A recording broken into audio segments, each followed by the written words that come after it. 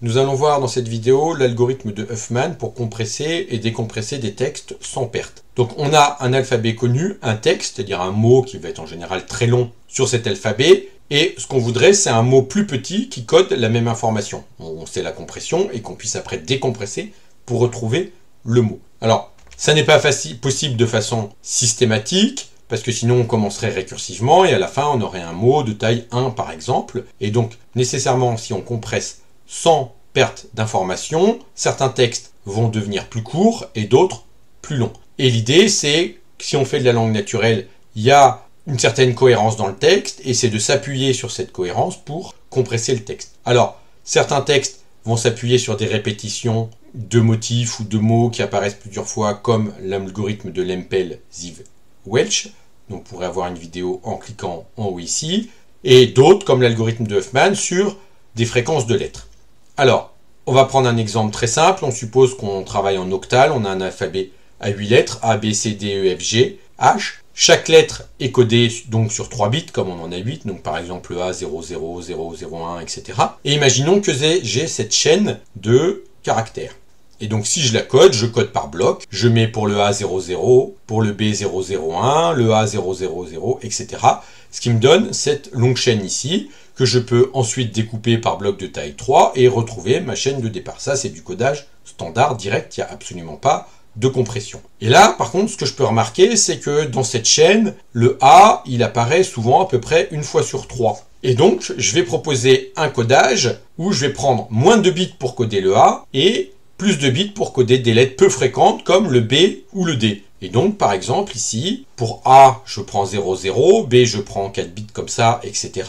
Et ça me permet, si je code lettre à lettre, ici, d'avoir une chaîne qui est beaucoup plus courte. Et le codage a une propriété importante qu'on va revoir après, c'est-à-dire que ça s'appelle un code préfixe. Il n'y a ici aucun codage qui est préfixe d'un autre. Et ça, c'est important pour le décodage, parce que quand on a, comme dans la chaîne bleue, de la même taille, on sait qu'on découpe en blocs de taille 3. Ici, comme les tailles sont variables, il faut savoir quand s'arrêter. Mais jamais, comme un mot n'est jamais préfixe d'un autre, chaque fois que je lis un morceau, je sais, et que ça correspond à une lettre ici, je sais que c'est bon. Par exemple, A c'est 00. Si je lis 00, je sais que c'est un A, parce qu'aucune autre lettre ne commence par 00. Donc je ne pourrai pas avoir 00 et quelque chose. Et ça, c'est vrai pour tout. Par exemple, 1, 0, 0, il n'y a aucun autre chiffrement d'une lettre qui commence par 1, 0, 0. Et donc on peut faire un codage comme ça, de bout en bout. Chaque fois que j'ai lu un caractère, je m'arrête, j'ai lu un caractère, je m'arrête. Il n'y a aucune ambiguïté et j'ai ainsi mon texte qui est décompressé. Alors l'algorithme de compression, il y a deux phases. Il y a d'abord une première phase de on parcourt le texte à compresser pour compter les fréquences des lettres. Ensuite, on va construire un code qui va permettre de chiffrer le message. Alors, prenons par exemple la phrase « Barbare, papa se rasa la barbe ». Je compte pas les espaces. Donc normalement, il faudrait coder les espaces. Là, pour l'exemple, je ne prends pas les espaces. Je vais compter chaque lettre et avec sa fréquence. Donc il y a 8A, 4R, 4B, 2P, 2S, 2E et 1L. Et on va construire un arbre binaire dont les feuilles sont ici et chaque nœud a un poids. Donc le poids des feuilles, c'est la fréquence des lettres. Et chaque fois que je vais regrouper deux arbres, je vais faire la somme des poids des deux fils. Et on construit l'arbre inductivement en commençant, chaque fois on va relier les deux nœuds de poids les plus faibles dans l'arbre. Donc par exemple ici, je prends L qui est le nœud de poids le plus faible avec un nœud de poids 2. Donc je peux prendre soit E, soit S, soit P. Il y a plusieurs façons, plusieurs codes de Huffman possibles pour ce texte. Donc là c'est un choix arbitraire. Et je vais prendre le E. Et donc je vais faire un nouveau sommet ici de poids 3 parce que c'est 2 plus 1 égale 3. Et maintenant, je regarde le poids de tous ces sommets. Il y en a un de poids 3, de poids 2, de poids 2, etc. Les deux poids minimaux sont P et S. Donc je vais le regrouper en un sommet de taille 4. Maintenant, j'en prends 2 de poids minimal. Je suis obligé de prendre le 3 qui est petit. Je peux le prendre soit avec ce sommet, soit avec le B, soit avec le R.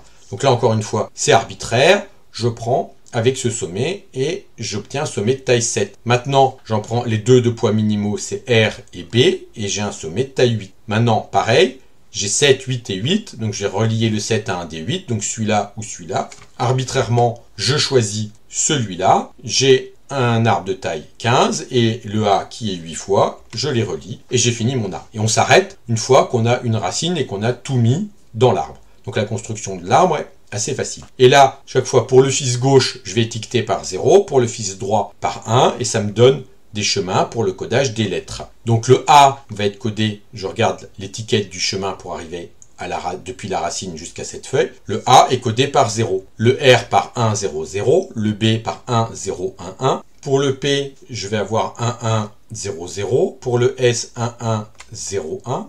1, 1, 0, 1. Pour le E, 1, 1, 1, 0. Et pour le L, 1, 1, 1, 1, 1. Et j'ai ainsi le codage. Et c'est bien un code préfixe parce que je vais jamais avoir une branche qui va être préfixe de l'autre parce que je ne m'arrête jamais sur un nœud interne. Donc normalement, bien sûr, ici, comme j'utilise des espaces, il faudrait coder les espaces, les virgules, les points-virgules, etc. Mais j'ai ainsi le codage de Huffman. Donc tous les A, je les remplacerai par des 0, les R par des 1, 0, 0, etc. Pour déchiffrer, c'est assez simple. Par exemple, si j'ai cette chaîne-là qui est codée avec ce code de Huffman, je fais quoi? Je pars de la racine, je lis les lettres petit à petit, et dès que j'arrive dans une feuille, je regarde ce que j'ai lu depuis que je suis parti de la racine, et je traduis. Et après, je repars à la racine, et je recommence. Donc par exemple, là, je commence par lire 1, donc je vais aller sur ce nœud-là. Je lis 0, je vais sur ce nœud-là. Je lis 1, je vais sur ce nœud-là. C'est une feuille, je mets un B, et je repars à la racine. Je lis 1, je vais sur ce nœud-là. Je lis 0, je vais sur ce nœud-là. Je lis encore 0, je vais sur ce nœud-là, qui est à la racine, qui est une feuille, donc je remplace par sa valeur qui est R, et je reviens à la racine. Je lis 0, je vais ici, je remplace par sa valeur qui est ici. Je reviens ici, je lis 1, 1, 0, 1, qui est le S, je n'ai pas fait tout le parcours, qui est là. Et donc c'est un codage qui code le mot bras. Alors, pour que le codage de Huffman soit pertinent et efficace, il faut que le texte ait des irrégularités fréquentielles pour que ce soit efficace, c'est-à-dire qu'il y ait des lettres qui arrivent beaucoup plus souvent que d'autres. Il est possible de l'adapter éventuellement pour travailler sur des séquences. Par exemple, si j'ai ce texte-là, AA, BB, etc., il y a autant de A que de B, donc c'est parfaitement équilibré en fréquence, mais la séquence AA apparaît 3 fois, la séquence BB 3 fois, et une fois la séquence AB, et donc, si on coupe en truc de taille 2, on peut appliquer du Huffman assez efficacement, même si ça reste petit ici. Alors, il y a possibilité de travailler ce qu'on va dire en mode statique, c'est-à-dire ne pas construire le dictionnaire et utiliser des fréquences connues. Par exemple, si j'envoie toujours des textes en français, on peut s'appuyer sur des fréquences assez générales de textes en français, alors ça dépend du corpus pour avoir la moyenne, mais le E va être très fréquent, etc., et établir un code de Huffman pour les gens qui parlent en français et utiliser toujours ce dictionnaire pour tout le monde. Alors pourquoi ça? Parce que il faut transmettre le dictionnaire ou l'arbre, c'est-à-dire la façon de décoder, en même temps qu'on envoie le code. Et ça prend de la place. Donc de toute façon, faire un code de Huffman spécifique à un texte qui est court, on va complètement y perdre parce que la taille